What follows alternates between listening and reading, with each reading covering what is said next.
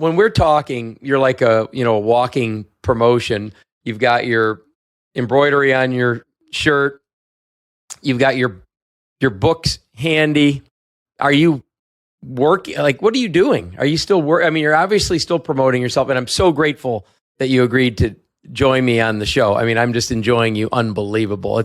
And I want to tell the audience that, like I said in the beginning, I was really intimidated about having you on. And I've had some interesting people on, and I sold Rolls and Bentley for 10 or 15 years. So I thought I met everybody or could be cool in any situation. But anyway, I'm enjoying every minute with you. But are you like officially working? Are you speaking? Are you just selling books? Like, what's going on? Why, what's happening with you? Well, when the speaking business dried up because you couldn't get on a plane or incentivizing anyone to come to a room, I do just 24 a year, but they're 95, which is a negotiation I made with Gigi when we got married. She knew both of my former wives, was raised with one and a very good friend of the first one who died.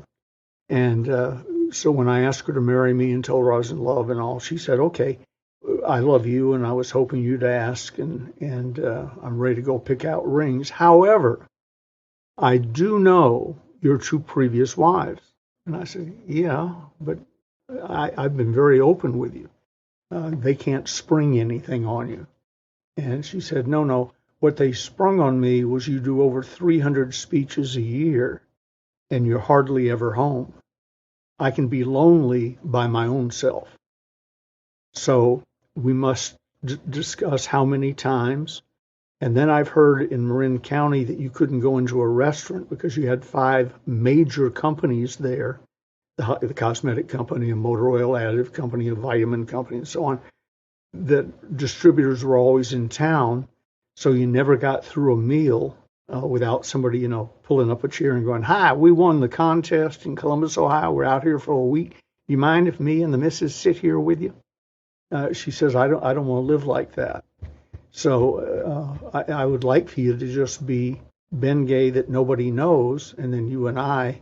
So we negotiated it down to 24 a year, no more than 3 in any one month, no local clients. If you've ever been to Placerville, California, you'll understand that really wasn't a great loss, and no speeches within 50 miles of home. And I said, how far is it to Lake Tahoe? Because I do a lot of stuff up there. She said 60 miles. I said, good. I can go with all of those. So when the speaking business shut down, there's 24 times 9,500 plus book sales that went away. So income is down somewhat, but not much. I've taken on more coaching clients than I normally would. I don't have a numerical limit on them, but I can tell when I don't have any more time.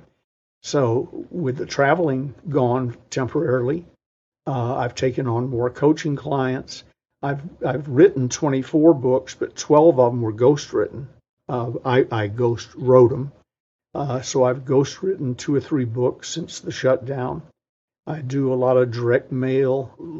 Direct mail to me means, on the internet or in the mail or whatever, but sales. Now wait a minute, Ben. You wrote or ghost wrote 24 books in the last year? Oh, no. I've written 24. 12 of them were ghost written. 3 of them, which I probably wouldn't have done, were done in the last year. Oh, you did 3, which is still a feat during the shutdown. Okay, got it. Yeah, right. Especially 3 since books I is hate writing. Plenty to do in a year. Yeah, it is. Most people haven't read 3 books, never mind written 3 or whatever. So, I've just taken, and I still teach and sell. If you and I weren't on the phone and a call came into the control room, if I'm here, I'm always first in the rotation. I take the first call and I answer it. Thank you for calling. How may I help you?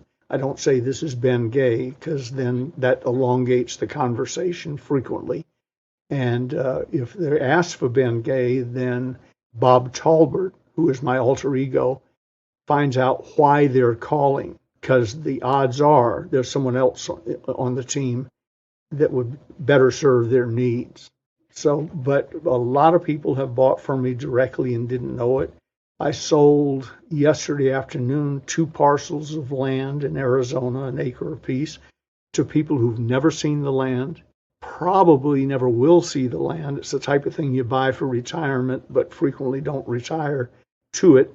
And so you put it in your will for your children or grandchildren. It sold 2 lots.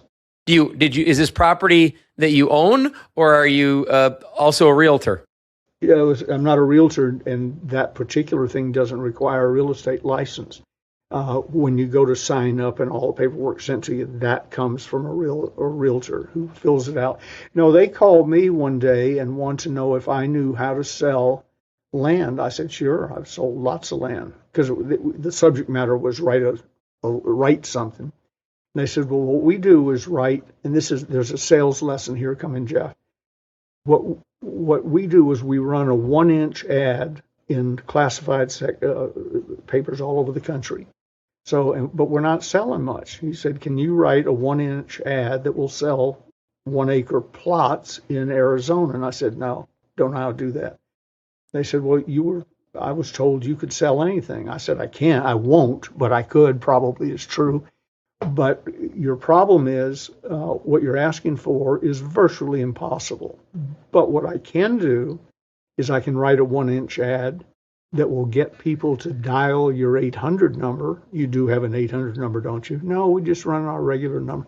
I said, no, you'll run an 800 number, or I won't do it. I'm the one who started the 800 call center industry. I know the power of an 800 number, and now websites, of course. So I said, I can write a 1-inch ad that will get them to dial an 800 number. There they will hear a recording, and the ad will say it's a recording, so we don't scare them off.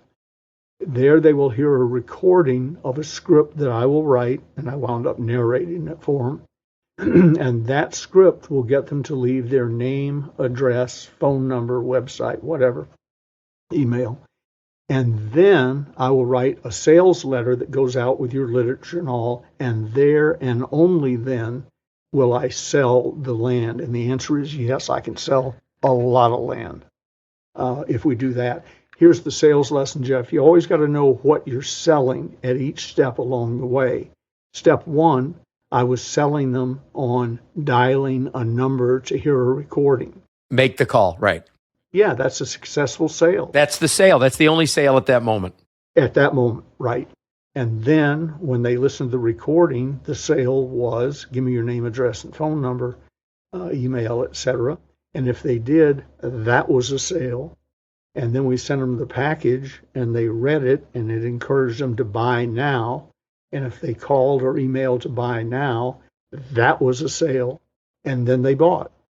So yeah, I can write a 1-inch ad that will result in a sale, but it's 4 sales or 4 steps later. Makes perfect sense.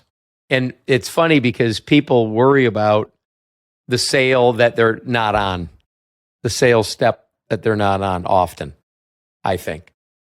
They often don't know what the sales step is, but you're also talking about like a golfer. A world-class golfer is not bothered by the shot he hit last, good or bad, and he's not worried about the shot he's going to hit after he hits this one. He's worried about this one only, to the exclusion of all other golf shots in his career. If you can focus in like that, you do well in any business or any industry. Can I ask you something about I don't want to be like too much of a groupie, but about the book. But I would carry your bags anywhere. So in the first book, you talk about master closer. And then in the next book, you talk about sales infiltration.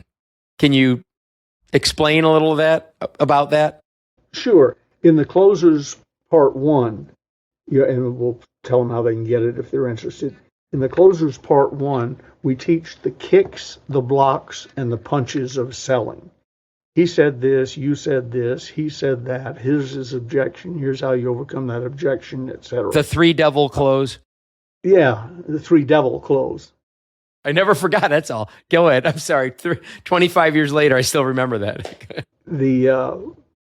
Selling the way it really is, not the way we wish it was. Then enough people said to me, but Ben, that isn't really the way you sell. They sort of caught me doing what Zig did. Zig said, say this, they'll say this, you say this. But that isn't what he did. So they said, write another book that picks up where that leaves off. That's crucial. They got to have that. It's like kindergarten through senior year in high school. And then show them what you really do. The way so therefore, I wrote The Closers Part 2. This is what sophisticated people really do with the information in Part 1. And in the last chapter of The Closers Part 2, starts on page 257, is what you're referring to, sales infiltration. That is, in my humble opinion, the best thing ever written about selling. When you were young, your family gave you a puzzle box to put together. Unless they were really cruel, on the cover of the box it came in was a color picture of what the puzzle was supposed to look like when you got done, so you had some reference points. Well, The Closers Part 2 does that. It's the color picture on the puzzle box. And when you start putting things in and start doing things, you go, oh, I see now why they told me that in Closers Part 1. This goes here, this goes here, this goes here. And then in sales infiltration, starts on page 257, goes to the end of the book. I show you what master closers and sales infiltrators, which is a step above master closers, what they're really doing. This has been Jeff Stearns, Connected Through Cars.